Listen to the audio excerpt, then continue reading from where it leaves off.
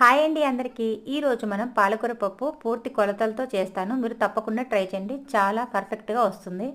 ఈ కప్పుతో 1 కప్పు కందిపప్పు తీసుకుంటున్నాను. శుభ్రంగా కడిగి కుక్కర్‌లో వేశాను.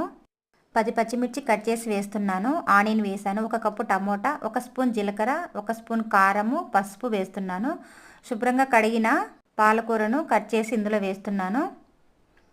వాటర్ 4 కప్స్ వేస్తున్నాను. పర్ఫెక్ట్‌గా సరిపోతుంది 4 కప్స్ అయితే. కుక్కర్ మూత పెట్టేసి స్టవ్ ఆన్ చేసి పెట్టేసేయండి. 4 విజిల్స్ రానివ్వండి. చక్కగా ఉడికిపోతుంది. చూడండి ఉడికిపోయింది పప్పు మొత్తం. కొంచెం చింతపండు వేయండి, టేస్ట్గా ఉంటుంది. తగినంత సాల్ట్ వేసి వెనిపేసి పక్కన పెట్టేసుకోండి. కడాయి పెట్టుకొని ఆయిల్ వేసుకొని పోపు ప్రిపేర్ చేసుకుందాం. చిన్నుల్లిపాయలు కొంచెం ఎక్కువ వేయండి, పప్పు రుచిగా ఉంటుంది. ఫైనల్గా నేనైతే ఇంగు వేస్తున్నానండి. ఇంగు వేస్తే చాలా రుచిగా ఉంటుంది పప్పు. చూడండి పోపు పెట్టేసుకుందాం. ఎంతో టేస్టీ పాలకూర పప్పు రెడీ అయిపోయింది. మీకు నచ్చినట్టయితే తప్పకుండా ట్రై చేయండి.